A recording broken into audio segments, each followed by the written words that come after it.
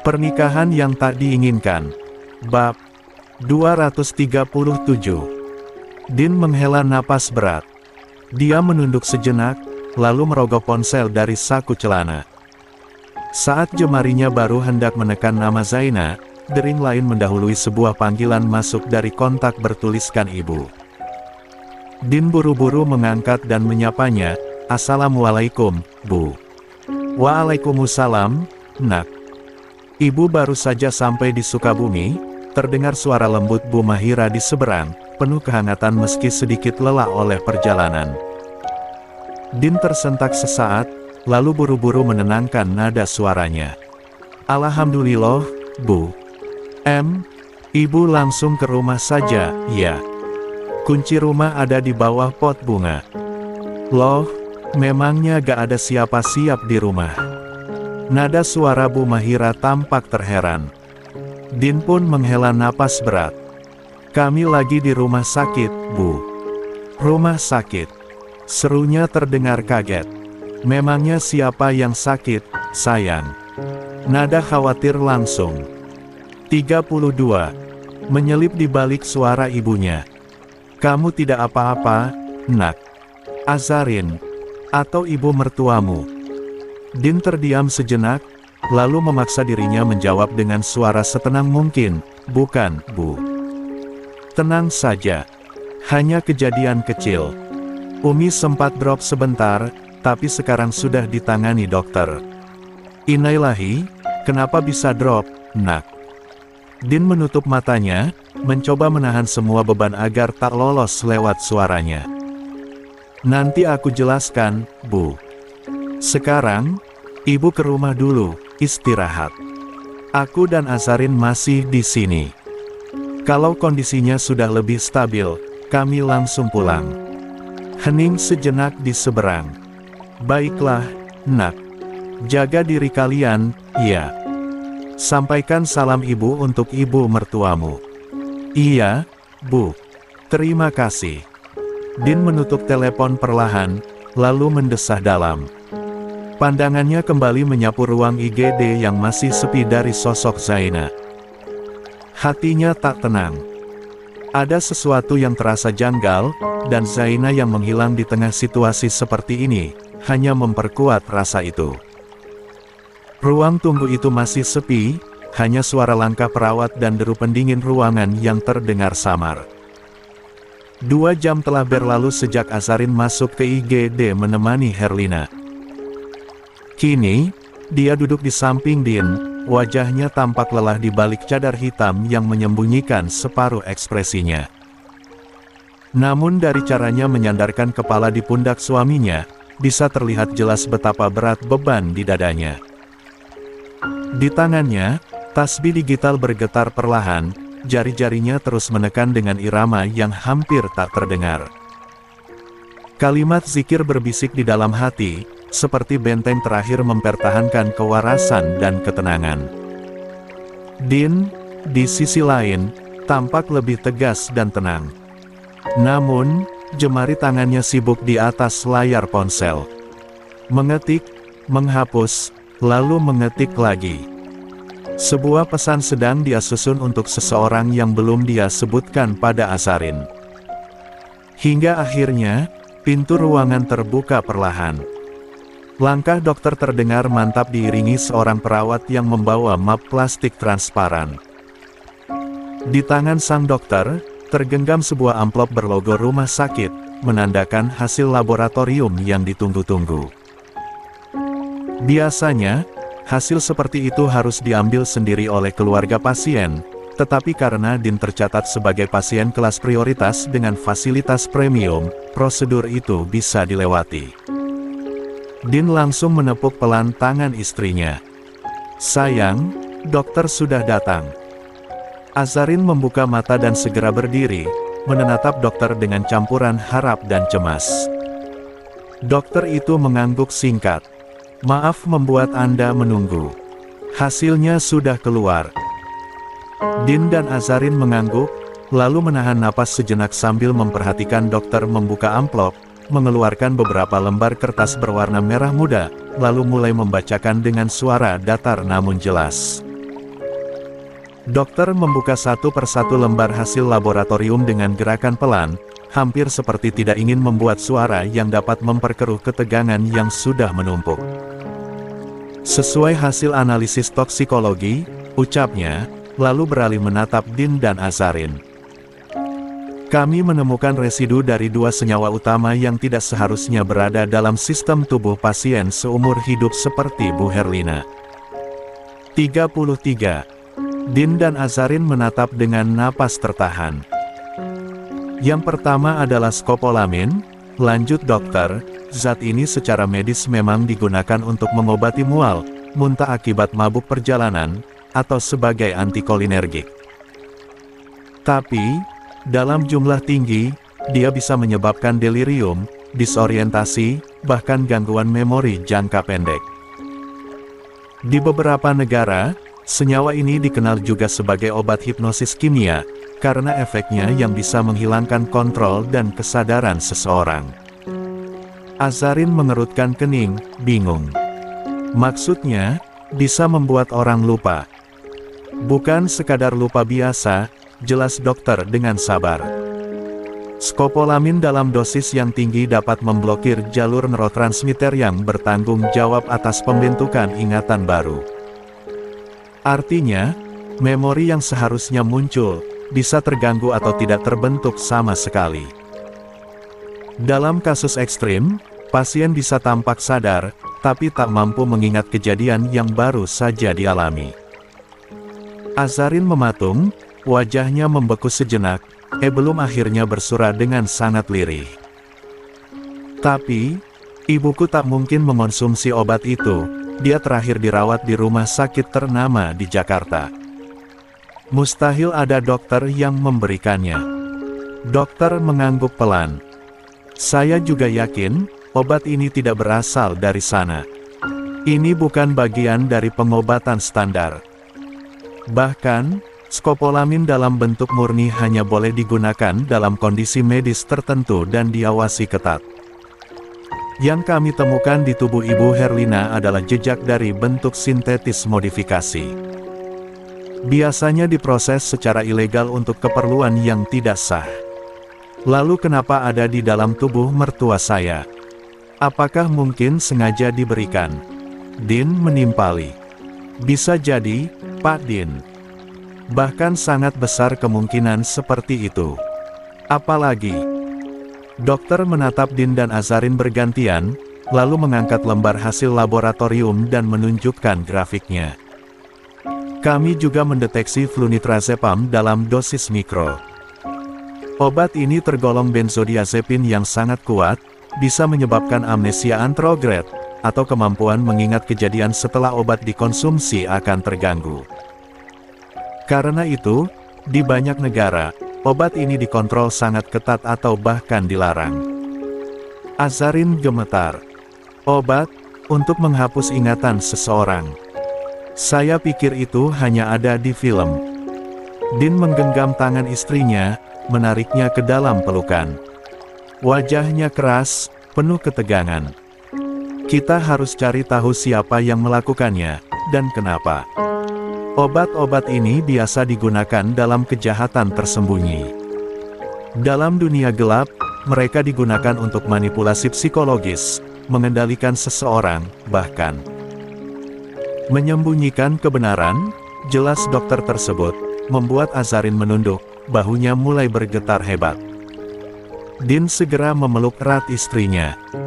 Sayang, tenang, iya, kita akan ungkap semua ini. Aku janji. Dengan yakin, dokter kembali menunjukkan hasil lab lengkap.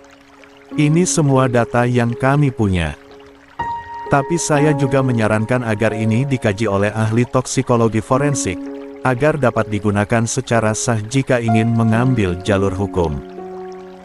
Azarin memejamkan mata sejenak, menstabilkan napas yang sejak tadi tersengal.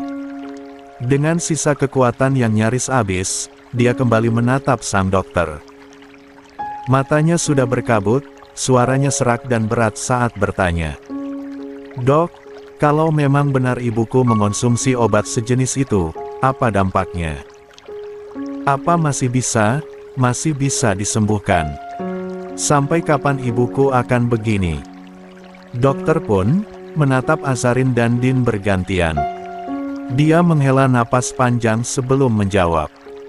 Wajahnya tampak berat, seolah kata-kata yang hendak keluar pun harus melalui pertimbangan matang. "Dampaknya tergantung dari berapa lama paparan itu terjadi, Bu Azarin," ujarnya perlahan, tetapi tegas. 34. Kalau hanya jangka pendek, katakanlah baru dalam hitungan hari atau minggu, zat tersebut masih bisa didetoksifikasi secara bertahap. Kami bisa bantu keluarkan zatnya dengan terapi khusus, mulai dari penggantian cairan tubuh, peningkatan fungsi ginjal, hati, hingga pemberian antidotum bila tersedia. Din menyimak dengan serius, sementara Azarin makin terperangah, jantungnya seperti diremas dengan erat menyisakan rasa sesak luar biasa. Tapi, jika obat itu sudah dikonsumsi dalam jangka waktu yang lama, maka dampaknya jauh lebih kompleks. Zat jenis ini bekerja pada sistem saraf pusat.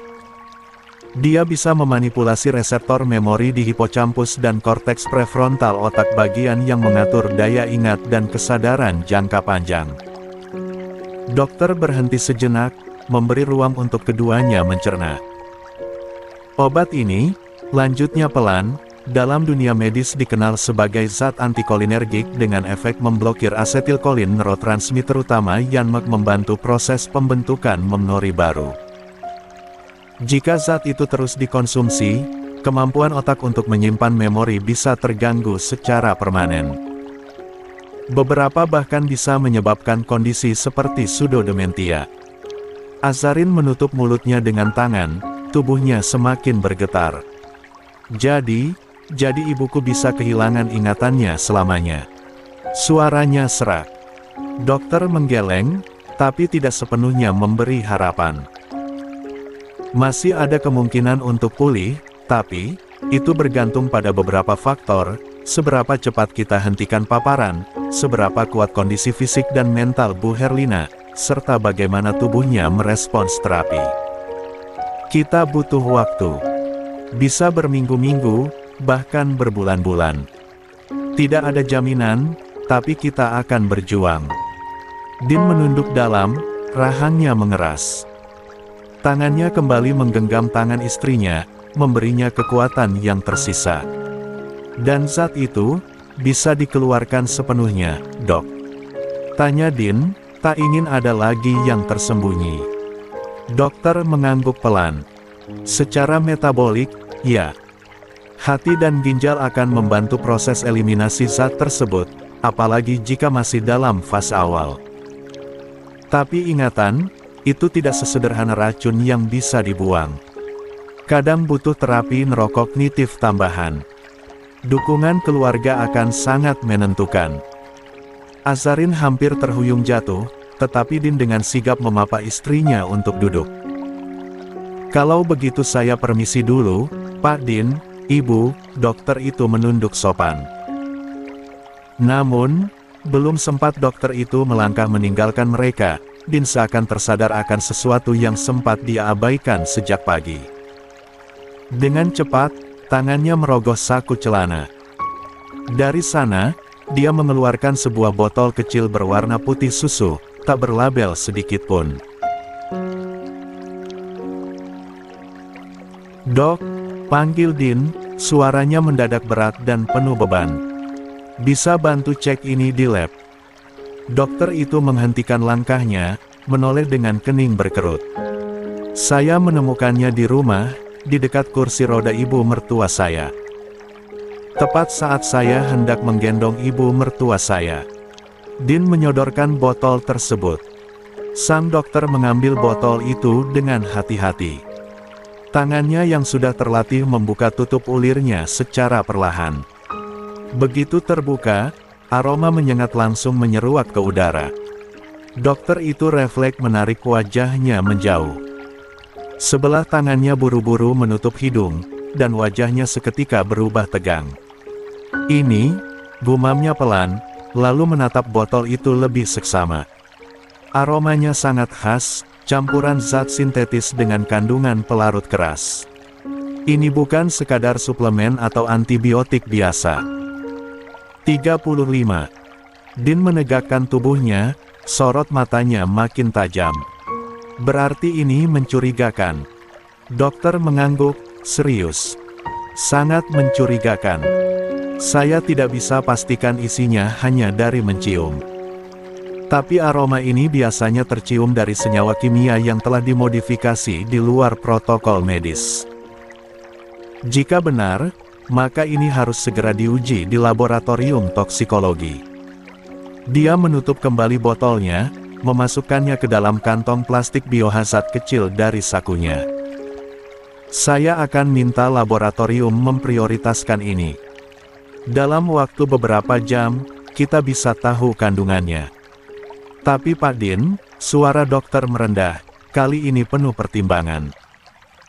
"Jika hasilnya seperti yang saya duga, maka ini bisa menjadi titik awal investigasi kriminal. Anda harus siap menghadapi konsekuensi besar." Dean menunduk sesaat. Matanya menyapu wajah pucat Azarin, lalu kembali menatap dokter dengan penuh tekad. "Apapun yang terjadi, saya harus tahu siapa yang sudah berani menyakiti ibu mertua saya. Saya akan bawa ini kemanapun perlu, kalau perlu sampai pengadilan." Dokter mengangguk singkat, lalu melangkah cepat menuju ruang laboratorium. 36. Dengan tangan gemetar, Zaina menyentuh layar ponselnya. Jari-jarinya basah oleh keringat dingin. Dia membuka kontak yang hanya bertuliskan satu huruf inisial. Jantungnya berdentum cepat. Tak ada pilihan lain. Tak ada jalan keluar lagi yang bisa dia pikirkan saat ini selain menghubungi orang tersebut. Tak begitu lama menunggu, panggilan sudah tersambung. Namun, seperti biasa, suara nyaring menyentak langsung dari seberang. Apalagi sekarang. Zaina menelan ludah. Suara itu terdengar seperti cambuk yang melukai sisi terakhir kewarasan dalam dirinya. Aku tahu ini salahku." Suaranya bergetar, hampir tercekat. "Aku ceroboh, tapi tolong bantu aku butuh arahan sekarang. Aku yakin hasil lab Umi sudah keluar, dan mereka pasti tahu." "Kau bodoh. Sudah kubilang jangan untuk hati-hati. Bahkan menyimpan botolnya saja tidak becus." Zaina menunduk, tangan yang memegang ponsel bergetar. Namun dia tahu, dia tak bisa terpancing emosi. Sekali saja emosinya meledak, dia akan kehilangan satu-satunya orang yang mungkin bisa menyelamatkannya. "Aku tahu, makianmu pantas. Tapi ini bukan waktu untuk menyalahkan. Aku minta solusi, bukan cacian," ucapnya pelan, menahan sesak yang mendesak di dada. Suara di seberang mendengus, dingin dan sinis.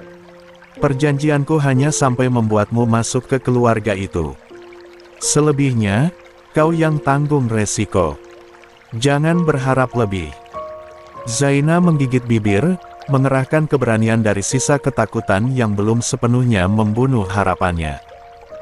"Aku tidak minta banyak. Tapi kalau kamu benar-benar lepas tangan, dan aku tertangkap, aku tidak bisa jamin. Pak Dean bukan orang biasa. Dia pasti akan menyelidiki. Aku tidak bisa mengarang cerita asal-asalan.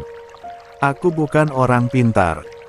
Aku juga tidak tahu jenis obat itu apa, dari mana asalnya, atau alasan medisnya. Dia pasti tahu aku hanya alat." Hening. Lalu terdengar helaan napas panjang dan berat dari seberang. "Jadi kau ancam aku sekarang?" Suara itu menegang, tajam, dan dingin seperti pisau yang menempel di leher. "Aku tidak mengancam. Hanya menjelaskan skenario yang sangat mungkin terjadi. Jika aku jatuh, kamu pun akan ikut tertindih. Aku hanya mencoba bertahan, dalam keadaan genting ini. Tak ada jawaban dari seberang sana yang membuat Zaina meremas roknya sambil menatap sekitar dengan cemas. Dia masih berada di sekitar rumah sakit, kemungkinan terburuk dia bisa saja ketahuan oleh Din sebelum bisa menyelamatkan diri. Berikan aku waktu, ucap suara itu akhirnya. Jangan lakukan apapun. Jangan bicara apapun. Jika kau buka mulut sebelum waktunya, habis kau. Berapa lama lagi? Seru Zaina dengan nada tinggi, nyaris panik. Napasnya memburu, tangannya mencengkeram ponsel begitu erat hingga buku-bukunya memutih. Suaranya pecah, ketakutan dan kemarahan beradu dalam dada yang terasa sempit.